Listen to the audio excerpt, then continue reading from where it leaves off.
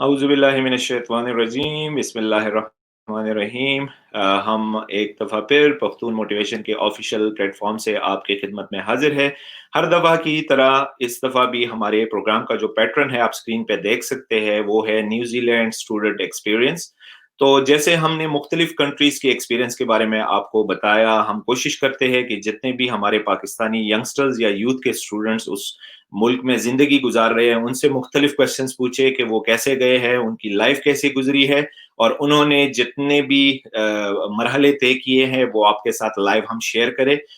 Basically हमारा try यही है कि इंस्पिरेशन, मोटिवेशन और होप यूथ में आए और आप लोग अपने कंफर्ट ज़ोन से निकल के वो सब स्टेप फ़ॉलो करें जो कि आगे स्टूडेंट्स ने फ़ॉलो किए हैं। इस सिलसिले में हमने और भी लास्ट टाइम भी कई प्रोग्राम किए हैं। कुछ लोगों ने अपने क्वेश्चंस भी भेजे हैं, कुछ कुछ लोगों ने हमें अपने राय भी दिए हैं, तो आप अपने कमेंट्स हमें बता सकते हैं। आप जिस टॉपिक पे वीडियो देखना चाहते हैं, तो हम कोशिश करेंगे कि उस टॉपिक पे आपको वीडियो दिखाएँ।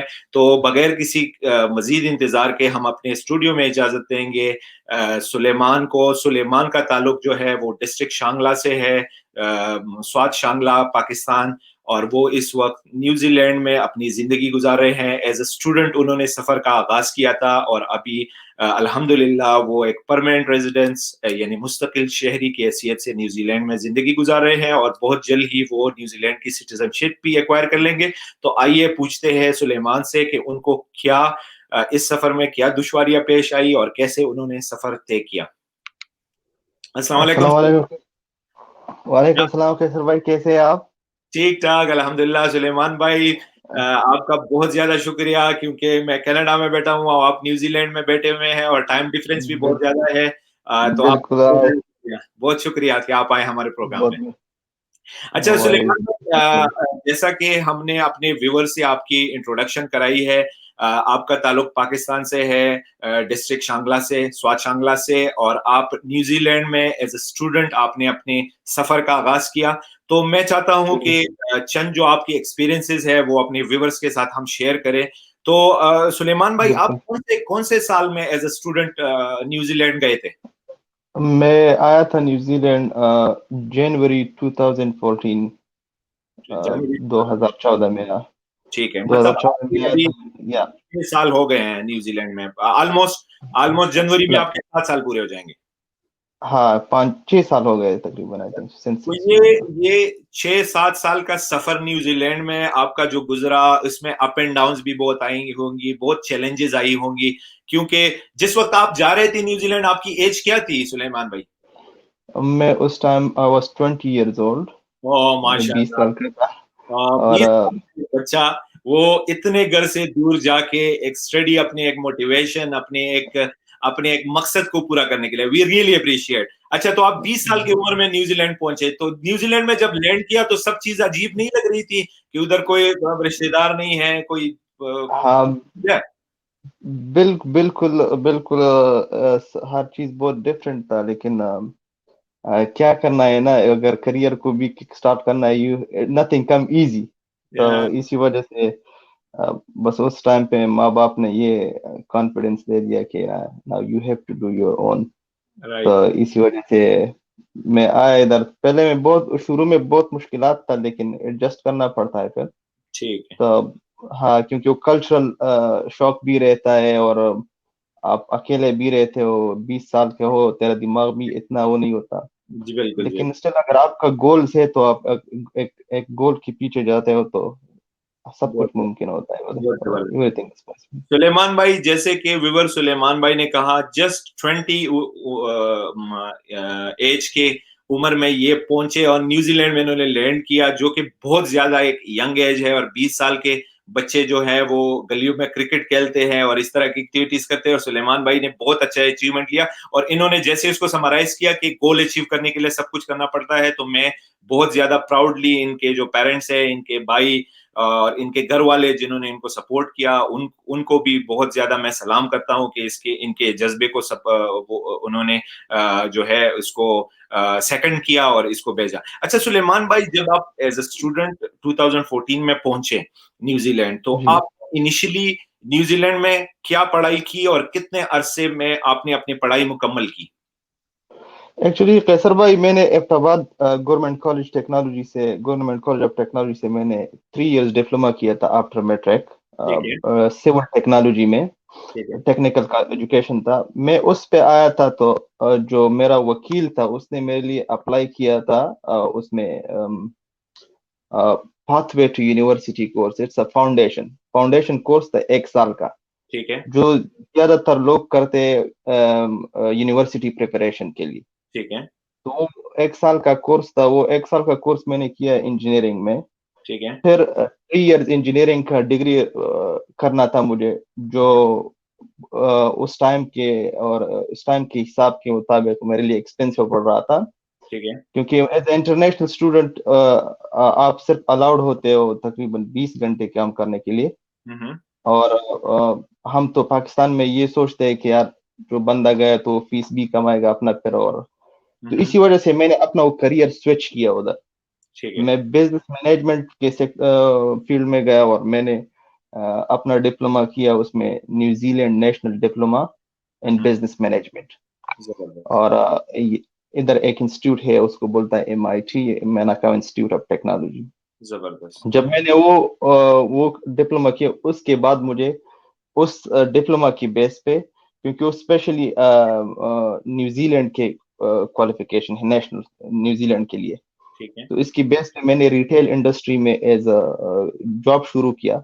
और मुझे आई थिंक उस पे मुझे वर्क वीजा भी मिला, पोस्ट स्टडी वर्क वीजा, वो 1 साल के लिए। अच्छा सुलेमान भाई, जब एक नया स्टूडेंट आता है और वो 2 ईयर की कोई क्वालिफिकेशन नेशनल लेवल पे कर लेता है, तो उसको पोस्ट स्टडी वर्क परमिट मिलता है, जैसे कनाडा ऑस्ट्रेलिया में मिलता है। आपने वो पोस्ट स्टडी वर्क परमिट लिया है स्टडी के बाद? हाँ बिल्कुल। हाँ बिल्कुल, हमें मुझे मिला था 1 ईयर का ओपन वर्क वीजा। हम इसको ओपन वर्क वीजा बोलते हैं। ठीक है। उस पे कोई रिस्ट्रिक्शंस नहीं होता। वो सिर्फ आपके लिए जॉब हंट के लिए आपको देता है कि अ, आप काम भी करो, पैसे भी कमाओ, और अपने लिए जॉब भी ढूंढो। और ठीक है। उस पे क्लियर लिखा रहता है कि you can work under any employer anywhere in New Zealand. ठीक है। तो आपने जब अपना अपना आपने आप कैरियर पाथवे कोर्स पे आए, 1 ईयर का आपने वो फाउंडेशन कोर्स किया, फिर आप नेशनल डिप्लोमा में चले गए, 2 इयर्स नेशनल डिप्लोमा किया, फिर आपको बिल्कुल। उसके बाद पोस्ट स्टडी वर्क मिला, आपने बहुत मेहनत की होगी, उसमें आपने जॉब की है। अच्छा, फिर आपने ये रेज़िडेंसी के लिए कब अप्लाई किया? मतलब कि आप वहाँ की रेज़िडेंसी हासिल करना चाहते हैं या उसकी क्राइटेरिया क्या है? थोड़ा अपने व्यूअर्स के साथ अगर अपना एक्सपीरियंस शेयर करेंगे आप प्लीज़? उस टाइम क्राइटेरिया ये था कि उस टाइम अगर आप एक ऑस्ट्रेलिया एंड न्यूजीलैंड का अपना स्पेशल ऑक्यूपेशन एक कोड है, अगर उसके अंडर आपका वो टास्क जो है ना वो पूरा होते, अगर उस पे रिक्वायर्ड जो वो मांगते, अगर आप उस पे हो, तो फिर आपका जो प्रोफेशन है वो स्किल्ड प्रोफेशन में आता है। उसको ठीक। बोलते हैं SMC, skilled migrant category.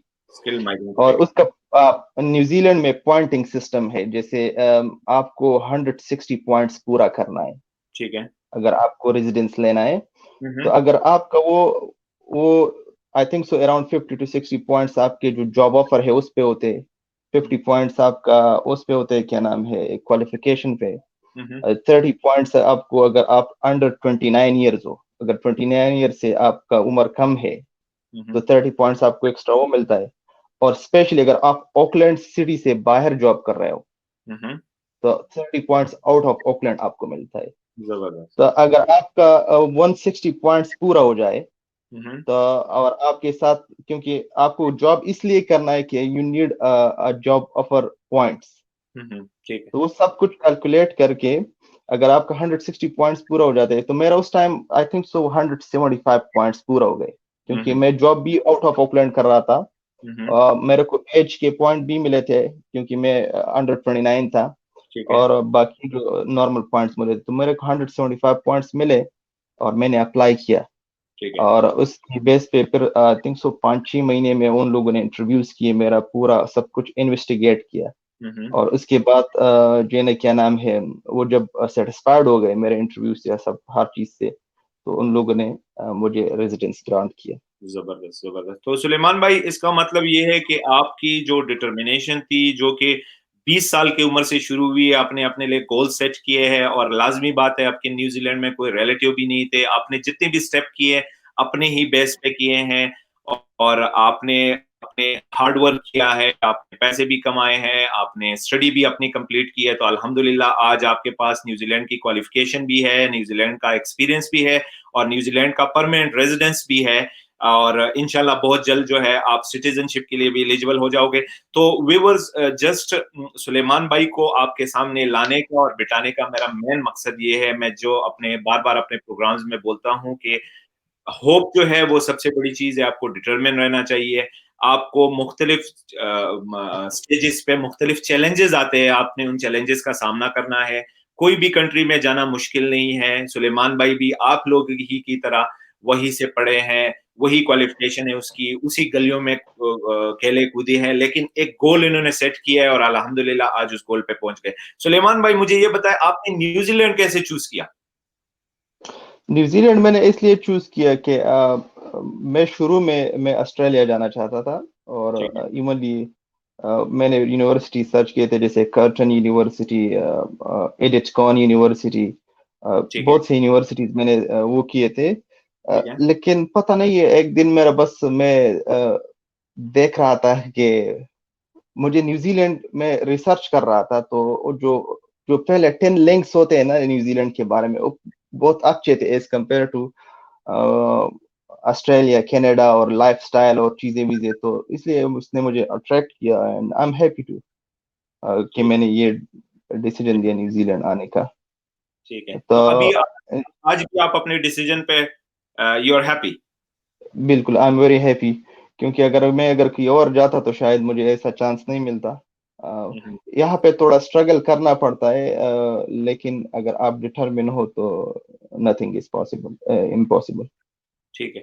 Suleman भाई हम ये प्रोग्राम को बहुत ज़्यादा शॉर्ट रख रहे हैं क्योंकि कुछ व्यूअर्स ने हमें कहा है कि शॉर्ट प्रोग्राम होगा तो हम सब देखते हैं। सुलेमान भाई आप न्यू जनरेशन को क्या मैसेज देना चाहते हैं? जो आपकी उम्र के हैं जिन्होंने बीएफएससी और डिप्लोमा किए हुए हैं और जो वो चाहते हैं कि हम बाहर जाएँ, तो what is your message for these youth? मैं उन लोगों को ये मैसेज देना चाहता हूँ कि मेरा मैं खुद मेरा एक ख्वाहिश था कि मैं इंजीनियर बनूं, और वो इंजीनियर बनने के लिए पाकिस्तान में आपको पता है कि यूनिवर्सिटीज में 2-2 लाख बंदे टेस्ट के लिए बैठते हैं, 500 लोग सेलेक्ट होते हैं टेस्ट में। तो इसी वजह से मैं इधर आया, उस चक्कर में मैंने रेजिडेंस ले लिया, पढ़ाई की, रेजिडेंस ले लिया, फिर जो है ना क्या नाम है, अल्हम्दुलिल्लाह लास्ट वीक मैंने अपना कंस्ट्रक्शन का डिग्री मैंने कंप्लीट किया, दूसरी डिग्री।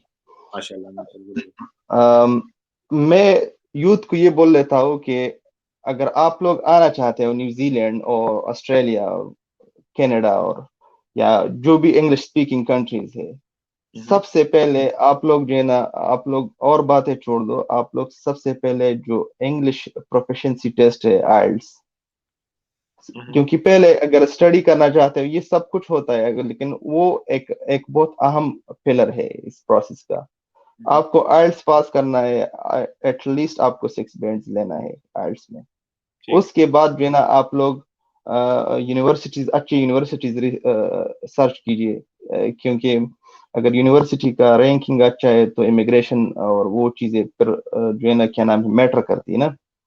तो आप अच्छी यूनिवर्सिटी मैच कर दे, हुँ, हुँ। रिसर्च कर दे, और उसके बाद जो है ना क्या नाम है प्रॉपर डॉक्यूमेंटेशन करे, जैसे ठीक, कोई इलीगल चीज नहीं डालना, जो अपनी तरफ से बना है वही चीज डालो कि आप पहले कल उसको फिर आप वो कर सकते हो, प्रूव कर सकते हो कि डिफेंड कर सकते हैं। हाँ, बिल्कुल, जैसे बैंक स्टेटमेंट्स होगा, ये चीजें जेन्युइन होना चाहिए।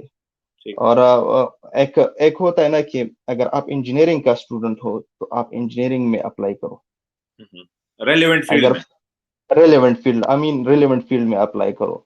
अगर ठीक है। हम देखें ज्यादातर लोगों का रिजेक्शन इसलिए होता है कि वो उन लोगों ने बिजनेस मैनेजमेंट पढ़ा हो, इधर कुकरी में अप्लाई करते हैं, शेफ हुँ, के कोर्स में, एग्ज़ैक्टली, तो उससे रिजेक्शन मिलता है। ठीक है। अगर जैसे मैंने डिप्लोमा किया था इंजीनियरिंग में, और मैंने इंजीनियरिंग पाथवेज में एडमिशन किया था, हुँ, तो हुँ। मुझे वीजा मिला उस टाइम। ज़बरदस्त, तो मेरा मेरा ये है कि देख, इमिग्रेशन के 10 डॉक्यूमेंट्स रिक्वायर्ड रहते हैं इधर। वो 10 डॉक्यूमेंट्स जैसे 1 2 3 अप टू 10, हुँ, अगर हुँ। आपका डॉक्यूमेंट नंबर 7 जो है ना वो इनकम्प्लीट है या वो है, तो they will not call you, आपको कॉल नहीं करेगा वो स्ट्रेट अवे जो है ना आपका केस को जो है ना बंद करके रिफ्यूजल डाल देते रिफ्यूजल। ठीक। हैं। तो तो आपका मैं तो बेसिकली मैसेज ये है कि अपने सब चीज़ों को आप अच्छे तरीके से एक उसका प्रॉपर करो। ज़रूरी नहीं बिल्कुल है कि आपने इसी साल में न्यूज़ीलैंड जाना है, आप नेक्स्ट ईयर के लिए अप्लाई करो, नेक्स्ट ईयर के लिए करो, बिल्कुल लेकिन बीच में जो डेफिशिएंसीज़ है उनको निकालो। प्लस मेरा जो बिल्कुल हमेशा की तरह मैसेज होता है प्रोग्राम के इख्तिताम में, वो व्यूअर्स के लिए ये है कि भई कोई भी चीज़ इम्पॉसिबल नहीं है, हर चीज़ पॉसिबल है। जितने भी ये लोग मैं इन सब का शुक्रगुज़ार हूँ, ये सब दोस्त जो मेरे कहने पे आते हैं और ये इसी मोटिवेशन सीरीज़ का हिस्सा बनते हैं, अल्लाह इनको भी अजर दे मेरे साथ ही, क्योंकि यूथ को हमने एक गाइडेंस देनी है, उनको बताना है कि भई यार होप है, डिटर्मिनेशन है, गोल्स है, सब कुछ होता है। तो कोई भी चीज़ इम्पॉसिबल नहीं है। आइल्स टेस्ट के लिए अगर आप कहते हो कि नहीं आ रहे मेरे बैंड, तो आप ट्राई करो, अच्छे इंस्टीट्यूट में बैठो, बजाय इसके कि आप एक ईएसएल कोर्स पे आते हो। लाजमी बात है, उनको पता चलता है कि इन्होंने आइल्स नहीं किया। भाई आइल्स पाकिस्तान में अगर 60,000 लग रहा है, न्यूजीलैंड में भाई 6 लाख लग रहा है, तो एक बंदा 6 लाख, बिल्कुल तो उनको आपके इंटेंशंस पे शक होता है। तो बेसिकली अपने डॉक्यूमेंट्स को आप प्रॉपर करो, जैसे सुलेमान भाई ने बोला था। और अपने कैरियर पाथ चूज करो, रेलेवेंट कोर्स आपने सेलेक्ट करना है, आपने जाना है, भाई गूगल पे सब चीज मिल जाती है। जरूरी नहीं है आप एक कंसल्टेंट ढूंढो, आप एक एजेंट ढूंढो, आप सब चीजें, अभी टेक्नोलॉजी है, सब चीजें कर सकते हो। आपने डिटर्मिनेशन करनी है। अब सुलेमान भाई जो चले गए, तो उन्होंने जितने भी स्टेप्स लिए हैं वो सब अपने जहन के मुताबिक लिए हैं। तो यू आपको आपको एक नींद से बेदार होना है अपने कैरियर के लिए। और आखिर में एक बात यह है कि जैसे सुलेमान भाई अभी आपके सामने बैठे हुए हैं, वो परमानेंट रेजिडेंट है न्यूजीलैंड के, और अभी बहुत अच्छी एक लाइफ एंजॉय कर रहे हैं।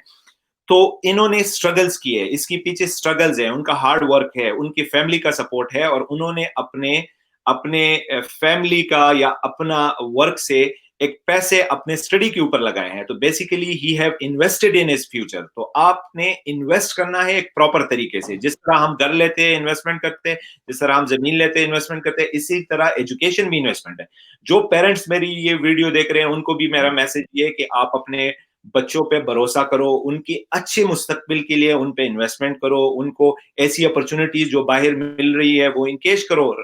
रादर के आप उनको एमबीबीएस में डाल रहे हो, उनको एमबीबीएस पढ़ा रहे हो, उनको पता ही नहीं है भाई मुझे डॉक्टर नहीं बनना, नहीं वालिदैन कह रहे हैं नहीं भाई तुम डॉक्टर बनो। तो बिल्कुल उससे अच्छा ये है मैं कनाडा, एक ऑस्ट्रेलिया, एक न्यूजीलैंड बात जी। मेरा ये पूरा जो आज तक जो मैं भी हूँ इसमें मेरा वालिद साहब का और जो मेरे पेरेंट्स है उन लोग का बहुत हाथ है। वो हर रोज बिल्कुल मुझे बोलते थे कि आप सिर्फ फोकस करो अपने करियर पे, पैसे बिल्कुल बाद में भी कमाया जा सकते हैं, सब कुछ कर सकता है। हमारे लोग का सोच ही होता है ना कि जब हम पाकिस्तान से आते हैं तो हम बोल रहे हैं बस पैसे ही कमाएंगे। बिल्कुल जो लोग पैसे कमाने में लगे वो दे डूइंग जॉब, अच्छी बात है, लेकिन वो करियर नहीं बना पाते ना। एग्जैक्टली तो पेरेंट्स का बहुत बड़ा अहम रोल रहता है। एग्जैक्टली। तो ये लाजमी बात है। अच्छा व्यूवर, स्क्रीन पे जिस तरह आप हमेशा की तरह गिले करते हैं, मुझे बहुत सारे मैसेजेस आते हैं फेसबुक और व्हाट्सएप पे, तो सॉरी ये यूट्यूब पे, तो मैंने अपना व्हाट्सएप का नंबर शेयर किया है। व्हाट्सएप के नंबर से सिर्फ मैं आपको रिलेटेड वीडियो ही बता सकता हूँ कि ये वीडियो आप वॉच करें, ये स्टेप्स है। मैं एक कंसल्टेंट नहीं हूं कि मैं आपको प्रॉपर गाइडेंस दे दूं, लेकिन मैं आपको ये बता सकता हूं कि प्रॉपरली आपने कौन कौन से स्टेप्स करने हैं। तो आप काइंडली, बहुत से व्यूअर जो है वो कॉलें करते हैं, तो अनफॉर्चुनेटली मैं भी कनाडा में रहता हूँ, टाइम डिफरेंस है, तो मैं कॉलों की आंसर नहीं दे सकता। लेकिन आपका अगर कोई लाजमी क्वेश्चन है, आप मुझे ईमेल लिख सकते हो, ईमेल भी मेरे स्क्रीन पे है, व्हाट्सएप का नंबर भी मेरे स्क्रीन पे है। हमारे चैनल को सब्सक्राइब करें, शेयर करें, शेयरिंग इज केयरिंग। हमेशा की तरह आप और जितने भी यंगस्टर्स हैं उनके साथ ये मोटिवेशनल वीडियो शेयर करेंगे, क्या पता किसी का इससे भला हो जाए और हमें भी इसको सवाब मिले और आप भी इस सवाब में शरीक हो। तो सुलेमान भाई, बहुत ज्यादा आपका शुक्रिया कि आपने हमारे लिए अपना बहुत कीमती टाइम निकाला। और व्यूवर से मैं इजाजत लूंगा। हमें व्यूवर्स इजाजत दे, अगले प्रोग्राम तक, बिल्कुल अगले नए इंस्पिरेशनल पर्सनैलिटी लाने तक अपना बहुत ज्यादा ख्याल रखें। अल्लाह हाफिज। ओके, अल्लाह हाफिज।